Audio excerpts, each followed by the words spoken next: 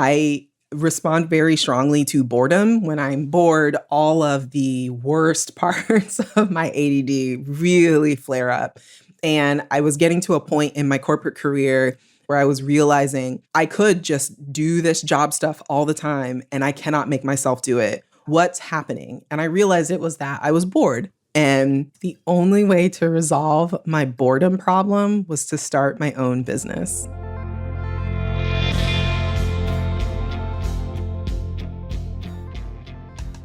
This is ADHD Aha, a podcast where people share the moment when it finally clicked that they have ADHD. My name is Laura Key. I head up our editorial team here at understood.org. And as someone who's had my own ADHD Aha moment, I'll be your host. I am here today with Phoebe Gavin. Phoebe is a career and leadership coach who helps ambitious professionals build successful, fulfilling careers without sacrificing work-life balance. You can learn about Phoebe and her work at betterwithphoebe.com. Phoebe, welcome to the show. I'm so glad you're here today. Thank you so much for having me. And this isn't your first appearance on an Understood Podcast Network show. You've also been on our How'd You Get That Job show. I loved it. It was a great experience. We'd like to get started on ADHD Aha, Phoebe, by sharing your diagnosis story. Tell our audience, when were you diagnosed with ADHD? I was diagnosed when I was 5 or 6 years old. I don't remember it too much, but the way that it's been told to me by my mom is I was having some behavioral issues at school, and the teacher recommended that I get reviewed for lots of things. And the thing that really seemed to make the most sense for the way that I was showing up to school, and also a lot of the things that were happening at home, were ADD. And very quickly, once medication was introduced, it made a huge difference in all of the challenges that I was experiencing. And so that diagnosis stuck, and I've spent the last 30-something years figuring out how to live with it. What was going on when you were a kid? What things were teachers, parents, what were people noticing about you that led them to an evaluation? I had a hard time sitting still. I was bouncing around a lot. I was interrupting a lot.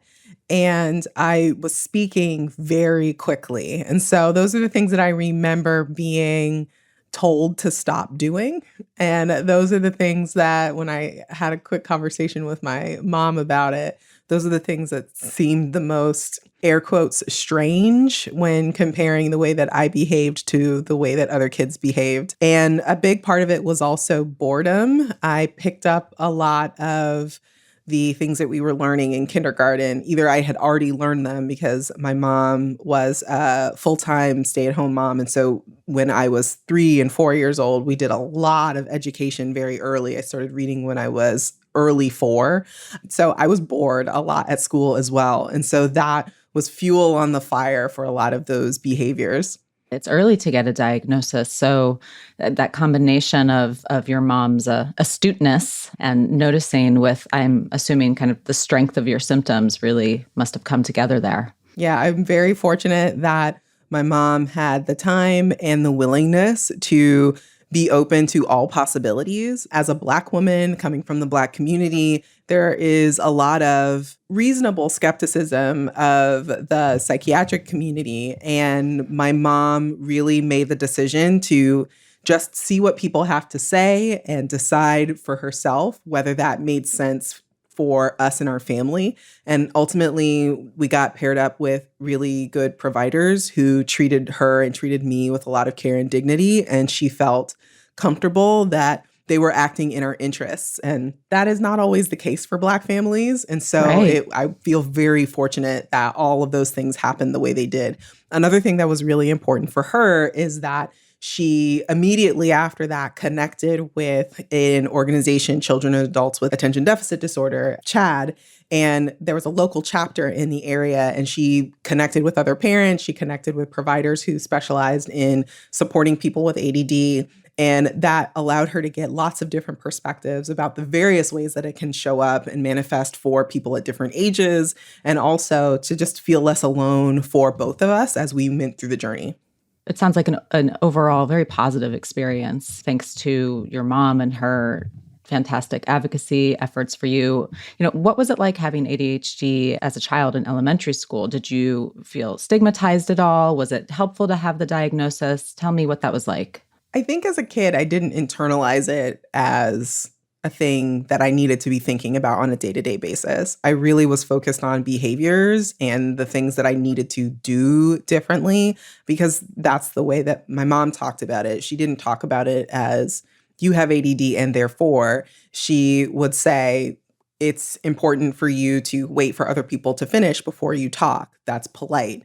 The reason why I was interrupting people is because my ADHD brain had a million different things to say, but she didn't frame it as, you have this thing that's wrong with your brain and it's making you behave in a way that's bad. She very much used empowering language to help me think about the way that I treated myself and the way that I treated others, the way that I wanted to be perceived, the way that I wanted to project myself. And that is something that carried with me from childhood all the way through adulthood. She was always encouraging. She was always telling me that I could do the things that I wanted to do.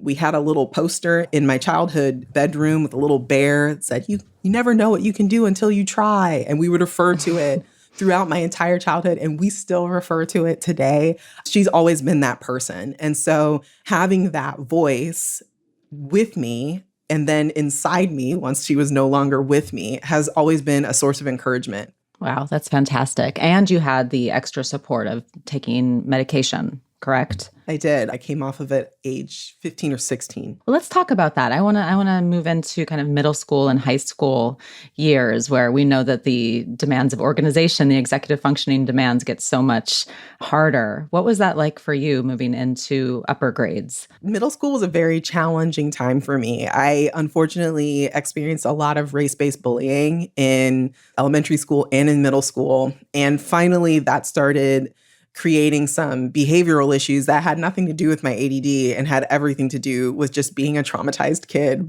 from having people be so mean to me for things that were completely out of my control that weren't actually bad at all.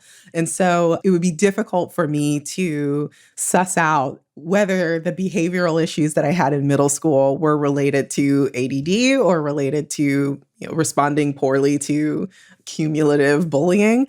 But I had a lot of challenges in middle school. I did not perform very well in academically. I got in a bit of trouble. Things started to even out in high school, but middle school was tough for me. If you don't mind my asking, why the decision to go off of medication?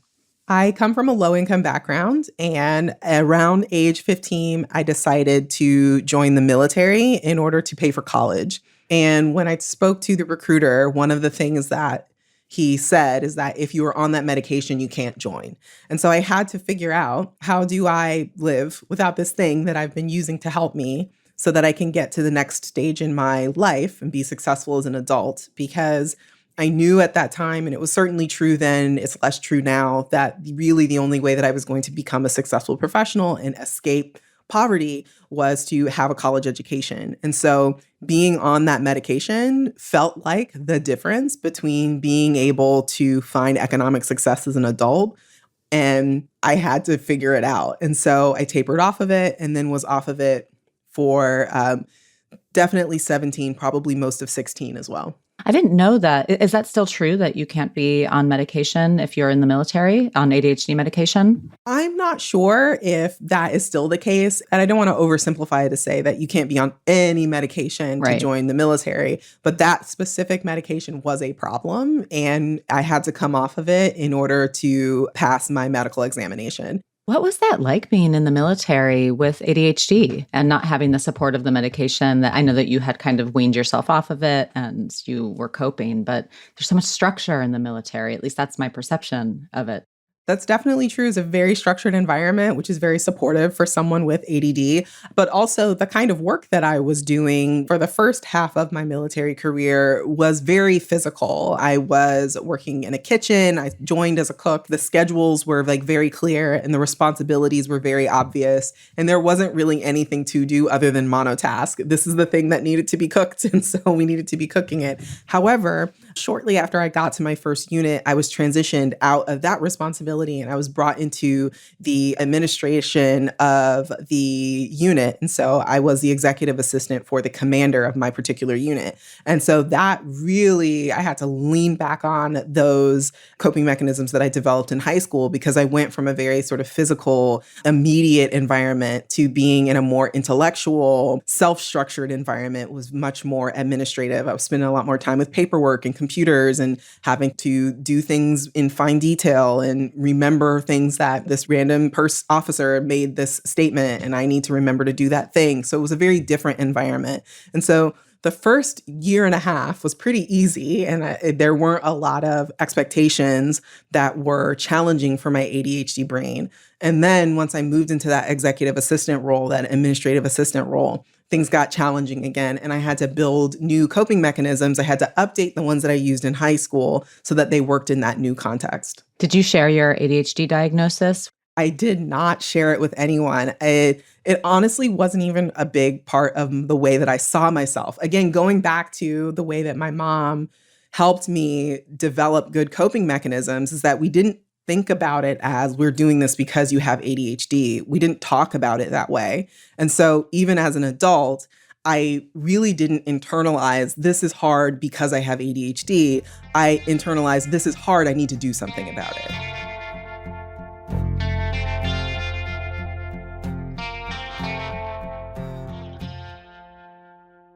Let's talk about moving on to college then. So you went to college after the military. I did. So right after my deployment, I moved to New York and went to fashion school. And you went to fashion school I think you've done so many things. It's so exciting. I did a couple of internships in the fashion industry and then ended up moving in another direction altogether. But I had a lot of mental health issues while I was in school because I was just coming off of a very difficult deployment to Iraq. And I had been back in the States for maybe a couple of months before I started my first semester of college. And it was just too many transitions at the same time. I went from being in the military to being a civilian, from being a full-time worker to being a full-time student. I went from being in an environment where I knew everyone because we were all in the unit together to where I knew no one. I knew 0 people in New York City when I moved there. And some things happened during my deployment that I hadn't processed and were very traumatizing. And so I had a lot of issues that first year, and I would again attribute them more to the other things than to needing new or updated coping mechanisms with school. But I was extremely motivated to figure out how to make it work because I had literally gambled with my life to be in that chair in that classroom. And so I was going to figure it out. I didn't care what needed to happen. I was going to figure it out. I didn't almost die to not get this degree. And so I experimented a lot with lots of different ways to organize my time and to record information and to keep track of my assignments. But I also got really lucky that I sort of slipped and fell into a relationship with a veteran service organization that connected me with mental health services. And so there were these two things going on where I had a lot of mental health challenges related to my deployment. And also my ADHD brain was trying to cope with an academic environment again. And these two things were definitely making each other worse. And so being connected with mental health resources, being able to see a therapist, being on mental health medication made space for me to relearn how to be a good student with ADHD. Well, first of all, thank you for your service, Phoebe. I want to be mindful not to ask you to think too much about things that may be traumatic events, but in terms of your ADHD impacting you while deployed, was that something you ever noticed? I am fully therapized. You can ask me whatever questions would be helpful. Okay. The first half of my deployment was in a very sort of low-key environment where the locals were very happy with the base and there was a good economic relationship, so we didn't really have any issues. And then the second half of the deployment, we moved to an area where the locals were very hostile. And so we were attacked regularly in that space. Lots of mortars and sirens. And it was just like a really like day-to-day, like, is today the day we're getting bombed? Maybe. Yesterday they bombed us, so probably not today. Like, it was a really stressful situation. But then on top of that, I was sexually assaulted by one of my fellow service members. And so between that acute event and the day-to-day stressor of today might be the day we get bombed. When I came out of my deployment, I was really very low. And I think there are certain aspects of this that have changed, but the culture around mental health at that time in the military was very bad. That if you came back from a deployment and you were having a hard time, that you were weak. And I think a lot of aspects of that has changed because the military suicide rate is so bad and has been so bad for so long. But at that time, people were not getting screened and people were not encouraged to seek help if they needed it. And then my deployment ended 3 months before my contract ended. And so I didn't actually experience any mental health support during that transition period. I went from, okay, we're back. I have paperwork to fill out because I'm back. All right, I have new paperwork to fill out because my contract's over. Okay, now I'm in school. You also had mentioned experiencing trauma from race-based bullying in school as a child. So a number of traumatic events in your life. And I'm curious if you would be open to sharing the interplay between ADHD and PTSD. We know that ADHD and PTSD can kind of look alike in some ways, the trouble with concentration or trouble sleeping. Do you sometimes have trouble unpacking where one starts and where one stops?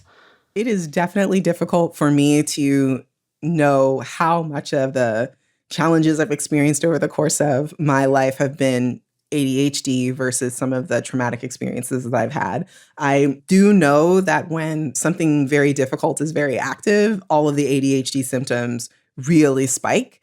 And I've had lots of moments over the course of my life where that has happened. When I was in early school, elementary school, middle school, there was a lot of race-based bullying. When I was in the Army, coming out of the Army, there was a lot of challenges around the experiences I had during my deployment. When I was in my first couple of years of college, I was still processing everything that had happened while I was in the Army. And very recently, toward the beginning of 2020, I was divorced. And during that divorce, which was a very difficult marriage that ended in a very difficult way, my mental health was probably the worst it's ever been. And it was very difficult for me to function at work during that time. And then we all were going through COVID over 2020. And so there have been lots of times where the mental health ups and downs have had a very exacerbating effect on the way that my ADHD was manifesting in my day-to-day life and in my work life. So, Phoebe, since you were diagnosed so young, it's hard to say that you had an ADHD aha moment at 5 or 6 years old. It was more the people around you, your support system, I would think. So I'm wondering, this is ADHD Aha, the show. I'm wondering if you have had an aha moment about your ADHD and about how big of an impact it has on your life. And if you could share that with me. I would consider my ADHD aha moment being when I decided to shift from my corporate career to building my coaching business. I respond very strongly to boredom. When I'm bored, all of the worst parts of my ADD really flare up. And I was getting to a point in my corporate career around sort of the end of 2020, middle, end of 2020, where I was realizing I am stuck at home and I could just do this job stuff all the time and I cannot make myself do it. What's happening? And I realized it was that I was bored. I had learned everything that I could in that role. And the next step up were problems or topics that I wasn't really interested in learning. So I would just be a different kind of bored if I went for the next rung in the ladder. And I needed to figure out what's the next thing in my career journey that's going to allow me to use all of the skills and experience that I've developed over the last several years, and also give me the kinds of challenges that are going to keep me motivated and focused so that there's intrinsic motivation. I don't have to rely so much on willpower to get things done on a day-to-day basis. And I played with a lot of things, experimented with a lot of things, and ultimately realized that being a coach was the way that I wanted to move forward. That the easiest thing for me to do every day in my job was train people and answer people's questions. And that's when I ultimately decided that I was going to put myself on a path to leaving my corporate job and focusing fully on my career coaching business. I cannot thank my mother enough for not just the way that she handled those early years when I was experiencing so many challenges, but throughout my entire very challenging childhood. There was never a point where she made me feel pathologized, even though I was experiencing pathologies. But another thing that has been really helpful is that I'm just really curious about how humans work. And so I read a lot about it and I listen to a lot of podcasts about it and I've taken courses about it. I just find humans really interesting. The way that we see and perceive the world, the way that we see and perceive ourselves, the way that we make decisions, that's just really interesting. And learning about those things have helped me learn about myself and notice some of the ways that I might set myself up for failure and things that I could do differently to set myself up for success. Can you give me an example of one of those things that you've learned about yourself? So a really good one is the spotlight effect. We tend to think that everyone is looking at us and paying attention to us and noticing every single thing about us. And that can create a lot of hyperfixation and anxiety for people with ADD because we think everybody knows that I'm bad at this thing. Everybody noticed that I made that mistake. Everybody noticed that I was 45 seconds late to the meeting because I didn't notice the notification. And it's just like not true. Most people are not paying close enough attention to us to notice all of those little things.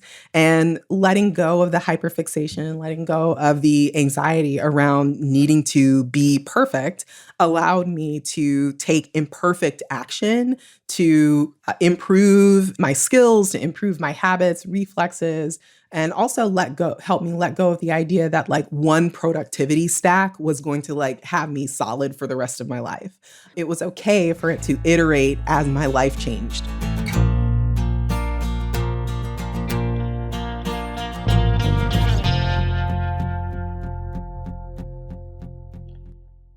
You work with a lot of entrepreneurs, right? I mostly work with professionals who are still in some sort of like corporate career. I do work with a lot of folks who are considering starting their own business, but mostly I work with career professionals. You're an entrepreneur. I am. With ADHD. Tell me about being an entrepreneur with ADHD, the pros and the cons of ADHD in this quote line of work. Yeah, I think the biggest pro is that you have a lot of control over your experience of work. I think the biggest con is that you get to choose from all of the choices. Right. How do you cope with that? Well, I was lucky in that I had this transition period where I was working full time and then doing my coaching business as a side hustle. I was also lucky in that I had been working remotely since 2015. My first remote job was way back when. And so I had a lot of experience in figuring out what kind of remote environment, what kind of home environment allows me to thrive while working remotely. But there are a few things that were very important. One was having some sort of dedicated workspace. In the beginning, I was living in a little New York apartment. My dedicated workspace was a tote bag that had work things in it that I would arrange around me. And then the only time I saw those things was when I was at work. And otherwise, they would go in a closet and I was not at work. I am now, thankfully, in a place where I have my own office. And so this is my work zone. And I try really, really hard not to do work elsewhere. And that helps me make sure that from a mental contextual perspective, I know I am work me right now because I am at this desk and I'm looking at this computer. And if I was at a different place and if I was looking at a completely different computer, then I could be in writing my fiction zone. I could be planning a trip zone, but I'm not in work zone. Do you have a lot of clients who have ADHD? I do. Since I talk about it a lot, I tend to attract folks who also have the sort of similar flavor of neurospicy because there's just less to explain. And also, I can be more proactive about explaining, hey, we need to do this tactical thing. You may have challenges with that because of your ADHD. Are people, and maybe specifically your neurotypical clients, are they ever confused when they say you have ADHD or concerned? Like, oh, my coach has ADHD? I think they're confused because I come off as like very high functioning.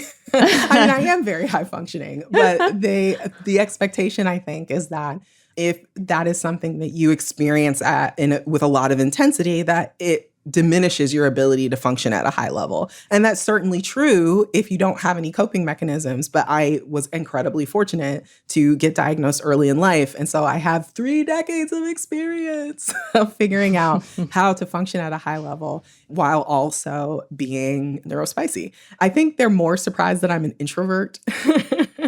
No one ever sees that one coming. Tell me more, Phoebe. I didn't see that one coming. Tell me more. You're an introvert? I am absolutely an introvert. I find socializing with humans to be very energy draining, but that doesn't mean that it's not enjoyable. It doesn't mean that it's not fulfilling. It just makes me tired. There are lots of things that I do that I enjoy that make me tired. I power lift and I run. Those are very enjoyable things that make me extremely tired, and I do all of them regularly. I am relating so hard right now to this. I'm also very curious about people. I part of my job is interviewing people and learning about people's experiences. But I find I'm actually more introverted, I think, than people realize, and it is an interesting contrast. I love all of my clients. I love working with them, but my job is to listen to their problems all day. And so I listen to their problems. I absorb that very intense energy of difficult emotions. I process it and give them solutions to help them feel supported. The primary emotions I deal with as a career coach are anger, resentment, frustration, and anxiety. Those are very high energy emotions.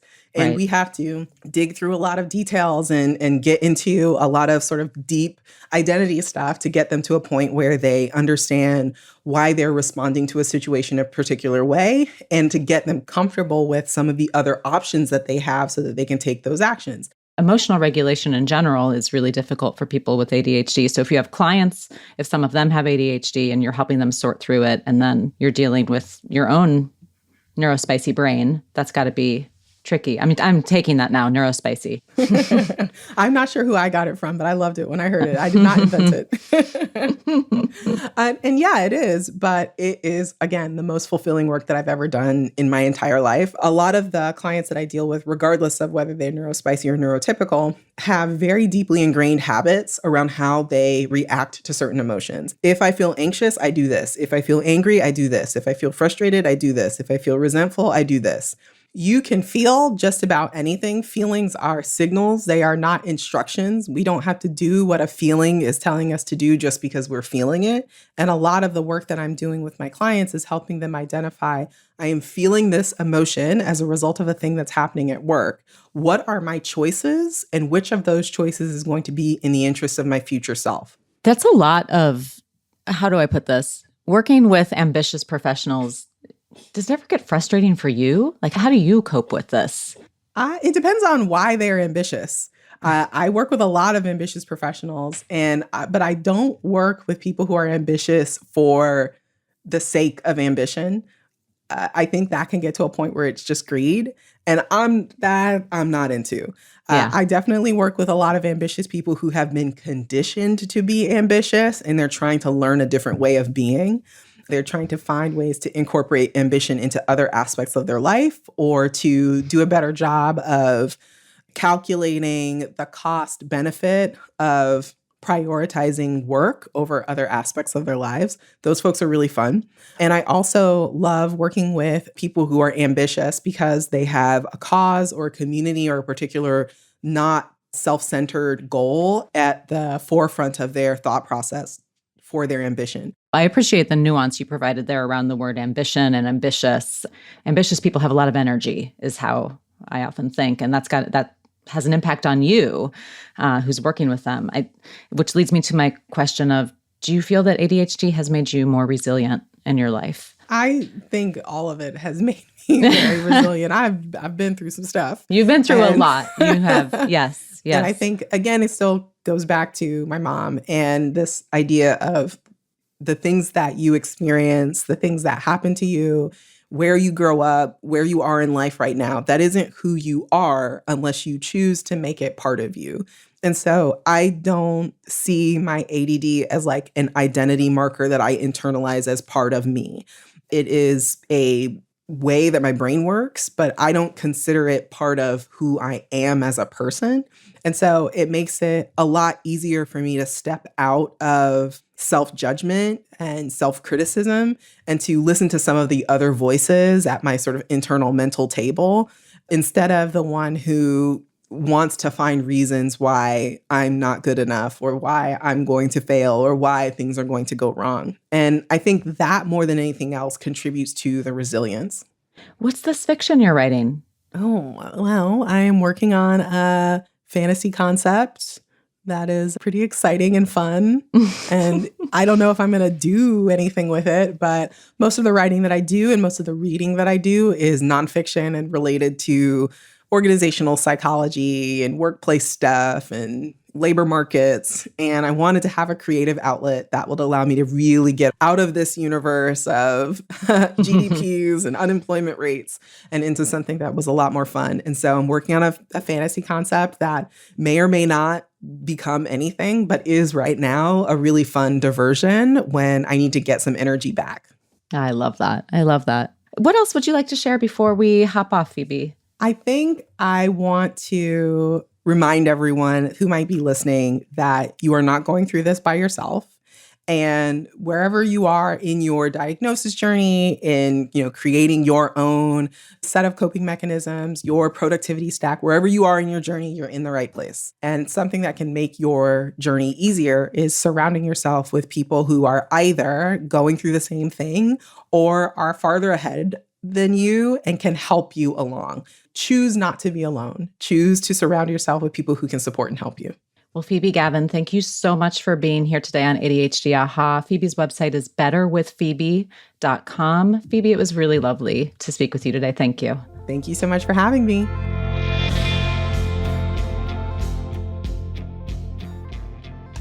Thanks for listening. As always, if you want to share your own aha moment, email us at adhdaha@understood.org. I'd love to hear from you. Be sure to check out the show notes for this episode. We have more resources and links to anything we mentioned.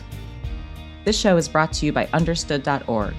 Understood is a nonprofit organization dedicated to empowering people with learning and thinking differences like ADHD and dyslexia. Learn more at understood.org. And if you like what you hear, help us continue this work by donating at understood.org/donate. ADHD Aha is produced and edited by Jessamine Molly. Jessamine, are you there? Hi, everyone. I'm still here. And Margie DeSantis. Hey, hey. Our theme music was written by Justin D. Wright, who also mixes the show.